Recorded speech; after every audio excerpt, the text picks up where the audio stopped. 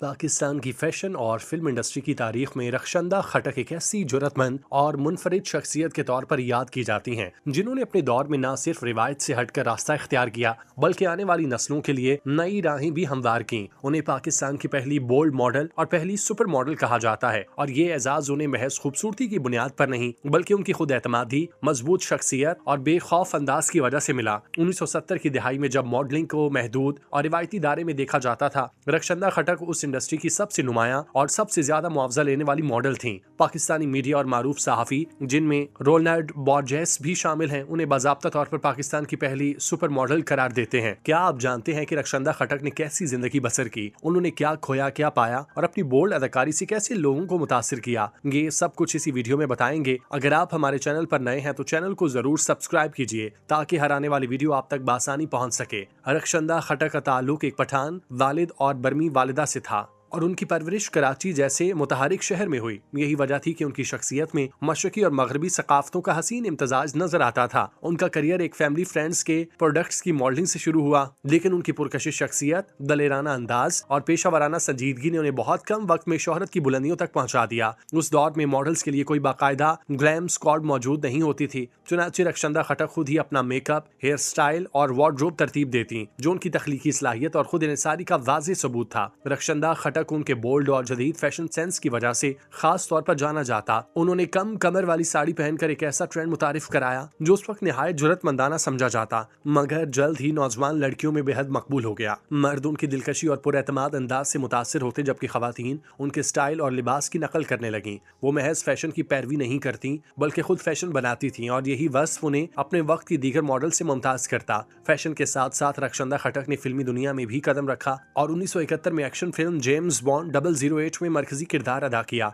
ये फिल्म मशहूर James bond series की एक पैरोडी थी, मगर इसमें रखशंदा खटक की मौजूदगी उसे खास बनाती है। उन्होंने फिल्म में न सिर्फ एक मजबूत और मुतहरिक किरदार निभाया बल्कि अपने तमाम स्टंट खुद किए, जो उस दौर में किसी खातून अदाकारा के लिए गैर मामूली बात समझी जाती। उनकी जिस्मानी फुर्ती और बेखौफी का राज उनकी मार्शल आर्ट से वाबस्तगी में पोशीदा था। रखशंदा खटक मार्शल आर्ट्स के मैदान में भी तारीख साज शख्सियत रहीं। वो कराटे में ब्लैक बेल्ट हासिल करने वाली पाकिस्तान की पहली खातून थीं, जबकि जियो-जित्सु में ब्लैक बेल्ट हासिल करने वाली मुल्क की दूसरी खातून होने का एजाज भी उन्हें हासिल है। ये कामयाबियां इस बात का सबूत हैं कि वो सिर्फ खूबसूरती की अलामत नहीं थीं बल्कि जिस्मानी ताकत, नज़्मो ज़ब्त और ज़हनी इस्तिकामत में भी किसी से कम न थीं। ज़ाती जिंदगी में रखशंदा खटक ने 1970 में मारूफ ज्वेलर हुसैन जावेद से शादी की और 1979 में वो कनाडा के शहर कैलेगरी में मुंतकिल हो गईं। हिजरत के बाद उन्होंने शोबिस को मुकम्मल तौर पर खैरबाद कह दिया और एक खामोश निजी जिंदगी इख्तियार की। अगरचे उन्होंने शोबे को जल्द छोड़ दिया, मगर उनका असर आज भी महसूस किया जाता है। रखशंदा खटक पाकिस्तानी फैशन और सकाफत की तारीख में एक ऐसी खातून के तौर पर जिंदा रहेंगी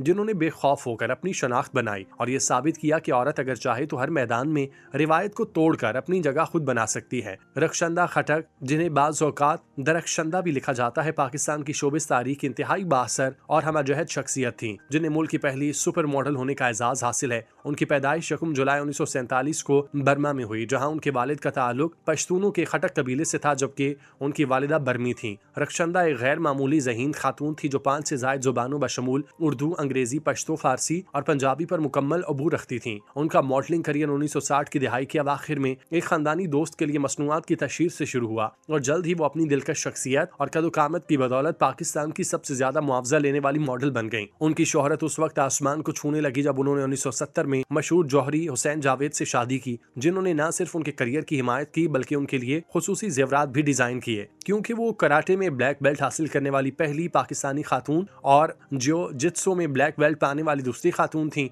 उसी फिल्म के दौरान उनका पहना हुआ लो वेस्ट साड़ी का स्टाइल पाकिस्तान की नौजवान खवातीन में मकबूल फैशन ट्रेंड बना। उन्होंने जॉनसन एंड जॉनसन, पेंटेक्स एंड बेबाका जैसे बड़े ब्रांड्स के इश्तिहारात में काम किया और वो उस दौर की वाहिद मॉडल थी जिनका मुआवजा हजारों में होता। सन 1979 में अपने उरूज के दौर में रखशंदा खटक ने शोबिस को खैरबाद कह दिया और अपने खानदान के हमरा कनाडा हिजरत कर गईं, जहां 1983 में उन्होंने वहां की शहरियत इख्तियार की। कनाडा में क़याम के दौरान उन्होंने खाना पकाने और बेकिंग में डिग्री हासिल की और अपनी जिंदगी का नया रुख मुतय्यन किया। अगरचे वो बैरून मुल्क मुकीम थी, लेकिन वो मुस्तकिल पाकिस्तान आती जाती रहीं और अपनी जड़ों से जुड़ी रहीं। रक्षंदा खटक यकम दिसंबर 2011 को 64 बरस की उम्र में कनाडा के शहर में इंतकाल कर गईं, लेकिन उनकी मिरास आज भी पाकिस्तानी फैशन इंडस्ट्री में मिसाल के तौर पर जिंदा है। अदाकारा रक्षंदा उन अदाकाराओं में शामिल थी जिन्होंने बोल्ड अदाकारी के हवाले से अपनी जान पहचान बनाई और छा गईं। लोग उन्हें देखने आते, उनकी फिल्मों की टिकटें फिल्म आने से पहले ही बिक जाती। अगर मजमूई तौर पर देखा जाए तो पाकिस्तान में बोल्ड अदाकारी को जिस नाम ने सबसे पहले वाज़ेह शनाख्त दी वो यही अदाकारा थी,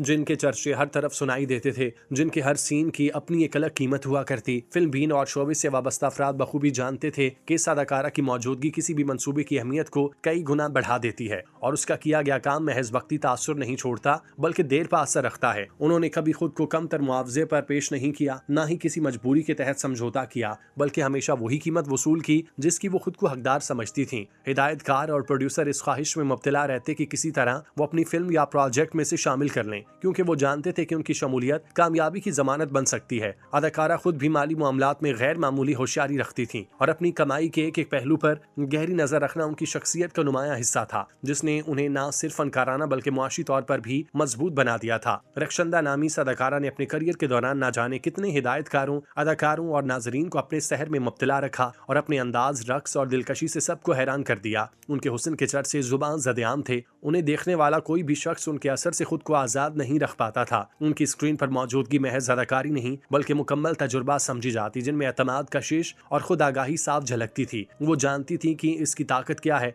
और उसी ताकत को उन्होंने अपनी शनाख्त बनाया। फिल्मी दुनिया में उनका नाम एक खास मयार की अलामत बन चुका था और लोग उनकी नई फिल्म या परफॉर्मेंस का शिद्दत से इंतजार किया करते, क्योंकि उन्हें यकीन होता कि वो कुछ मुख्तलिफ और यादगार देखने को जरूर मिलेगा। मगर जैसा कि कहा जाता है कि हुस्न हमेशा एक सा नहीं रहता, वक्त के साथ उस पर जवाल आ ही जाता है। यही हकीकत रक्षंदा की जिंदगी में भी सामने आई। जब उनके हुस्न पर वक्त की गर्द पड़ने लगी तो वही आंखें जो कभी उनकी दीवानी थी आहिस्ता आहिस्ता उनसे किनारा करने लगी। जिन प्रोड्यूसर्स और सरमायाकारों ने कभी उनके नाम पर मंसूबे बनाए वो खामोशी से पीछे हटने लगे और उनकी कदरों कीमत कम होती गई। यूं महसूस होने लगा जैसे बुलबुल की आवाज मध्यम हो चुकी, उनके नगमे सुनने वाला कोई बाकी ना रहा हो। ये वो मरहला था जहाँ शोबिस की बेरहम हकीकत पूरी शिद्दत से आया होती है और ये साबित हो गया कि इस दुनिया में तारीफ और तवज्जो अक्सर हुस्न के साथ जुड़ी होती है और जब हुस्न का जादू कमजोर पड़ जाए तो तन्हाई और खामोशी फनकार का मुकद्दर बन जाती है। आज वही अदाकारा महज कहानी बनकर रह गई, ऐसी कहानी जिसे शायद ही कोई मद्दाह दिल से याद करता हो और जिसे देखकर पहचानने की सकत भी कम ही लोगों में बाकी रह गई हो। नाम अगरचे अभी भी कुछ जहनों में महफूज होगा, मगर उस नाम के साथ जुड़ा हुआ काम, वो अदाकारी, वो असर, वो कशिश सब धुन में गुम हो चुके। वक्त ने साबित कर दिया कि शोहरत कितनी बेवफा होती है और दाद और तहसीन का शोर कितनी जल्दी खामोशी में बदल जाता है। कभी जिन निगाहों में इस अदाकारा के लिए कशिश और दीवानगी थी,